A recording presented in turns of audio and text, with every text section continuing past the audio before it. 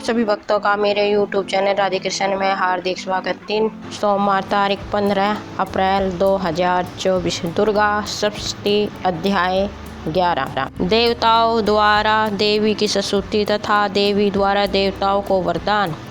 मैं ऋषि मेधा कहते हैं, दैत्य के मारे जाने पर इंद्र आदि देवता अग्नि को आगे करके कात्यायनी देवी की स्तुति करने लगे।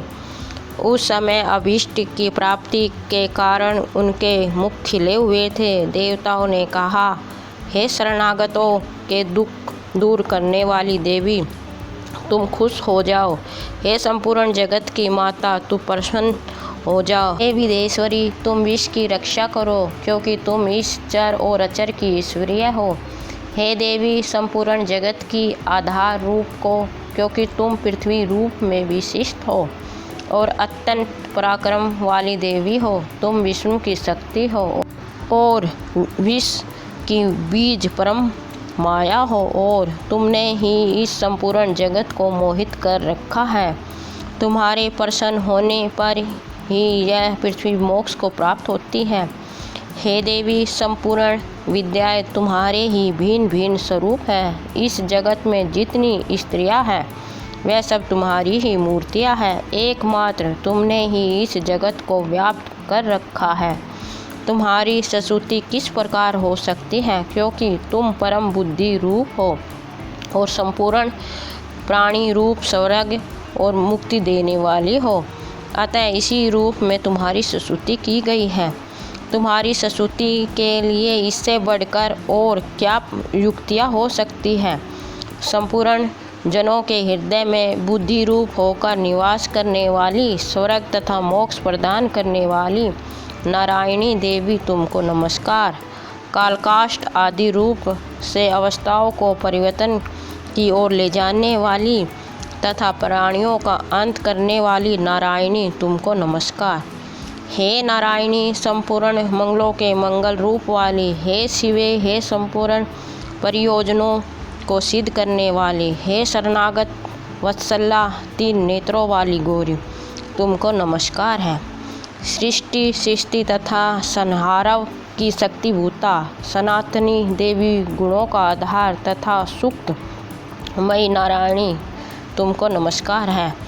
हे शरण में आए हुए शरणागतों, दीन दुखियों की रक्षा में तत्पर, संपूर्ण पीड़ाओं को हरने वाली, हे नारायणी, तुमको नमस्कार है।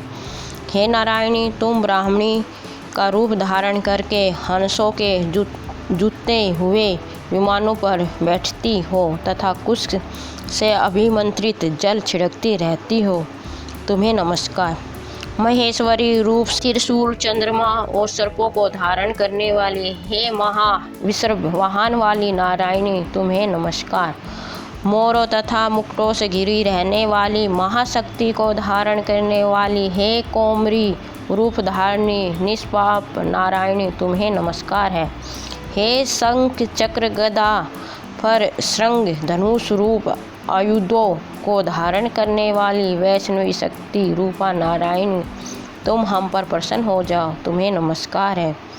हे दांतों पर पृथ्वी धारण करने वाली वराह रूपिणी कल्याणमयी नारायणी, तुम्हें नमस्कार है।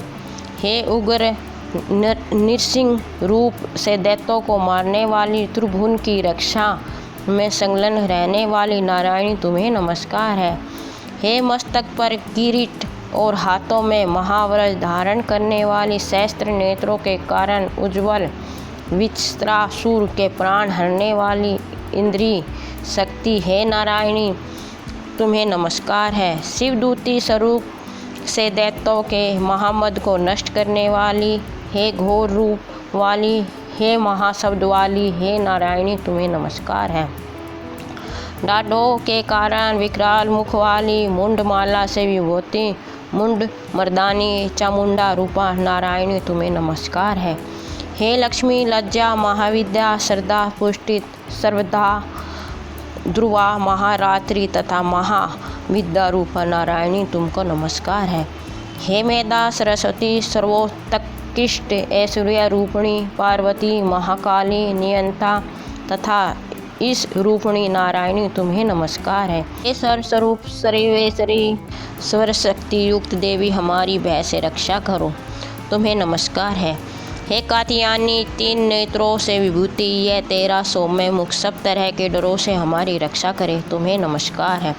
हे भद्रकाली ज्वालाओं के समान भयंकर अति उग्र एवं संपूर्ण असुरों को नष्ट करने वाला तुम्हारा त्रिशूल हमें भयों से बचाओ, तुमको नमस्कार है। हे देवी जो अपने शब्द से जगत को पूरित करके दैत्यों के तेज को नष्ट करता है, वह आपका घंटा इस प्रकार हमारी रक्षा करें जैसे कि माता अपने पुत्रों की रक्षा करती है। हे चंडी के असुरों के रक्त और चर्बी से चर्चित जो आपकी तलवार है, वह हमारा मंगल करे, हम तुमको नमस्कार करते हैं। हे देवी तुम सब प्रसन्न होती हो तो संपूर्ण रोगों को नष्ट कर देती हो, और जब रुष्ट हो जाती हो तो संपूर्ण वांछित कामनाओं को नष्ट कर देती हो। और जो मनुष्य तुम्हारी शरण में जाते हैं उन पर कभी विपत्ति नहीं आती, बल्कि तुम्हारी शरण में गए हुए मनुष्य दूसरों को आश्रय देने योग्य हो जाते हैं।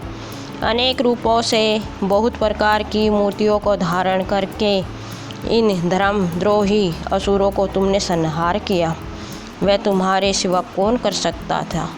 चतुर्दश विद्याएं, षष्ठ शास्त्र और चारों वेद तुम्हारे ही प्रकाश से प्रकाशित है, उनमें तुम्हारा ही वर्णन है। और जहाँ राक्षस विषैले सर्प शत्रुगण हैं, वहाँ और समुद्र के बीच में भी तुम साथ रहकर इस विश्व की रक्षा करती हो।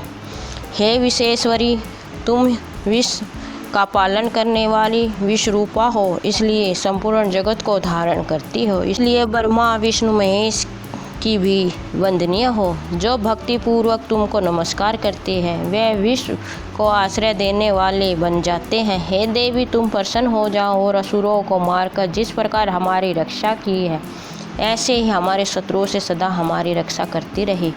संपूर्ण जगत के पाप नष्ट कर दो और पापों तथा अनेक फल स्वरूप होने वाली महामारी आदि बड़े बड़े उपद्रवों को शीघ्र ही दूर कर दो। विश्व की पीड़ा को हरने वाली शरण में पड़े हुओं पर प्रसन्न हो जाओ। त्रिलोक निवासियों की पूजनीय परमेश्वरी हम लोगों को वरदान दो। देवी ने कहा, हे देवताओं मैं तुमको वर देने को तैयार हूँ, आपकी जैसी इच्छा हो वैसा वर मांग लो, मैं तुमको दे दूँगी। देवताओं ने कहा, हे सर्वेश्वरी त्रिलोकी के निवासियों की समस्त पीड़ाओं को तुम इसी प्रकार हरती रहो और हमारे शत्रुओं को इसी प्रकार नष्ट करती रहो। देवी ने कहा, ये वस्त मंत्रण के 28वें युग में 2 और महासुर शुंभ और निशुंभ उत्पन्न होंगे। उस समय मैं नंद गोप के घर से यशोदा के गर्भ से उत्पन्न होकर विंध्याचल पर्वत पर शुंभ और निशुंभ का संहार करूंगी। फिर अत्यंत भयानक रूप से पृथ्वी पर अवतरित होकर मैं वे परिचित नामक दानवों का नाश करूंगी। उन भयानक महासुरों को भक्षण करते समय मेरे दांत अनार पुष्प के समान लाल होंगे।